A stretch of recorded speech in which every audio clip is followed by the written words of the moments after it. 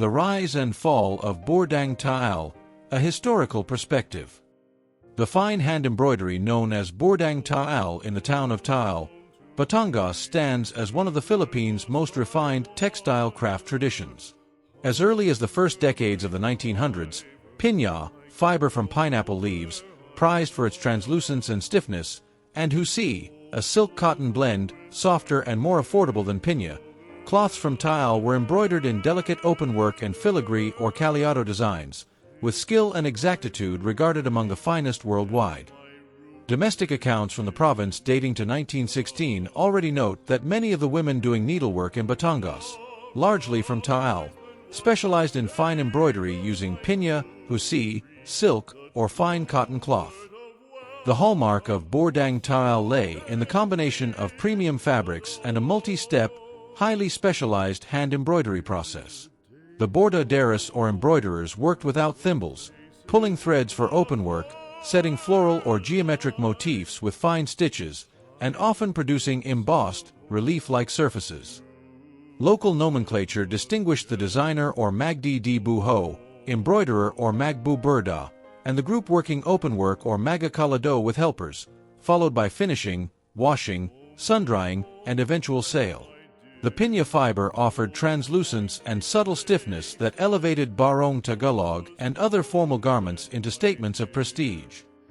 By the 1920s and 1930s, Burdang Taal had become a recognized craft industry.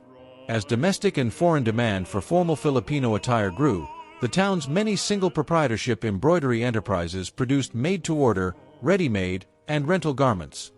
Many of these businesses began with modest capital, often over 50,000 pesos, and served both local and external markets. At its height, the embroidery industry provided economic lifelines. Women, families, and entire neighborhoods depended on the stitches for livelihood. But from the 1960s onward, a gradual decline set in. The spread of machine embroidery and the advent of cheaper synthetic fabrics undercut the demand for labor-intensive handwork. Many artisans abandoned the craft, turning to other, less time-consuming livelihoods.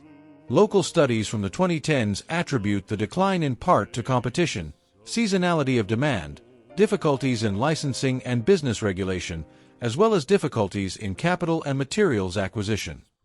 By the 2020s, the reduction of active practitioners and shrinking domestic demand made Burdang Taal a rarity rather than the norm.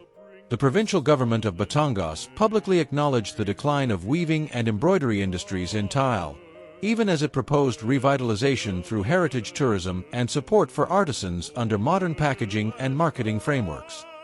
Despite the decline, some revival efforts have emerged. The Provincial Tourism Office, under the framework of heritage promotion, has begun spotlighting traditional Batangas textiles, including hand-embroidered pieces, as part of broader cultural tourism strategies.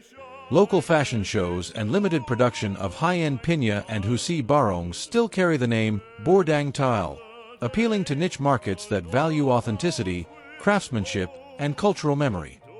The arc of Burdang Taal, from a vibrant cottage industry to a fragile heritage craft, reflects broader patterns of modernization, market pressures, and shifting social values.